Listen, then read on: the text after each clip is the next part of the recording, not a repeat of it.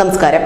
നിയമസഭ തെരഞ്ഞെടുപ്പ് ഫലത്തോടെയാണ് കർണാടക ബിജെപിയിലെ പടലപ്പിണക്കത്തിന്റെ കഥകൾ രാജ്യം ശ്രദ്ധിച്ചു തുടങ്ങിയത്. ഇപ്പോഴിതാ ലോക്സഭാ തെരഞ്ഞെടുപ്പിൽ മത്സരിക്കാനുള്ള സ്ഥാനാർത്ഥികളുടെ ആദ്യഘട്ട പട്ടിക പുറത്തു വന്നതോടെ വീണ്ടും കർണാടക ബിജെപി ചർച്ചകളിൽ നിറയുകയാണ്. അധികാരമോഹികളെ നിർദാക്ഷിണ്യം വെട്ടിമാറ്റിയാണ് ബിജെപി ആദ്യഘട്ട പട്ടിക പുറത്തിറക്കിയത്.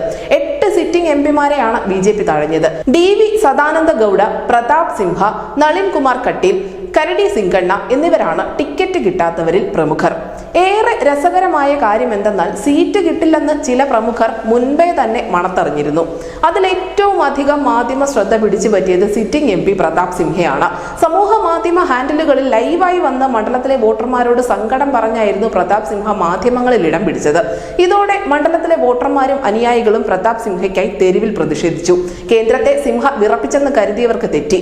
ഇതൊന്നും മോദിയും കൂട്ടരും മൈൻഡ് പോലും ചെയ്തില്ലെന്ന് മാത്രമല്ല, സിംഹയെ നിർദാക്ഷിണ്യം വെട്ടിമാറ്റുകയും ചെയ്തു. സിംഹയ്ക്ക് പകരം BJP കളത്തിലിറക്കിയത് സാക്ഷാൽ രാജാവിനെയാണ്. മൈസൂർ അംബാവിലാസം കൊട്ടാരത്തിലെ രാജാക്കന്മാരുടെ പിന്മുറക്കാരൻ യദുവീർ കൃഷ്ണരാജ വൊഡയാർ.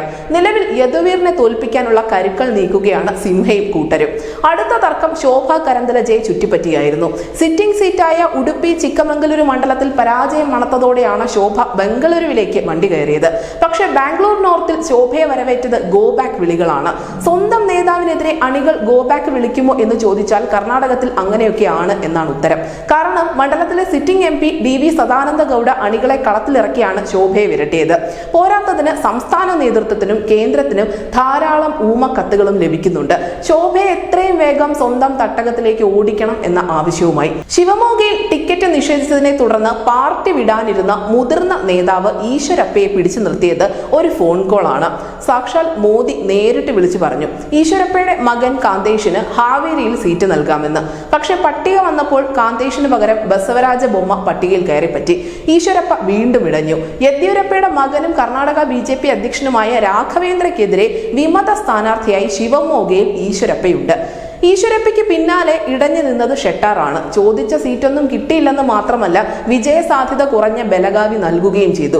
ബലഗാവിയിൽ തോറ്റാൽ ഷെട്ടാറിന് ഷെഡിൽ കയറാം. കാരണം ഇനി മറുകണ്ഠം ചാടുക അത്ര എളുപ്പമാവില്ല. JDS NDA പാളയത്തിൽ വന്നതിന് പിന്നാലെ വാർത്തകളിൽ നിറഞ്ഞത് മാണ്ഡ്യയാണ്. സുമലതയുടെ സ്വന്തം മാണ്ഡ്യ. ഇവിടെ നിഖിൽ കുമാരസ്വാമി മത്സരിക്കുമ്പോൾ ചിക്കബല്ലപുര നൽകി സുമലതയെ അനുനയിപ്പിക്കാനുള്ള നീക്കത്തിലാണ് BJP.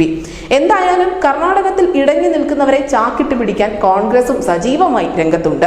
ദക്ഷിണേന്ത്യയിൽ BJPയുടെ പൊന്നാപുരം കോട്ടയാണ് കർണാടകം. ആ കോട്ട തകരാതെ സൂക്ഷിച്ചാൽ മാത്രമേ 400 കടക്കൂ എന്നുറപ്പ്.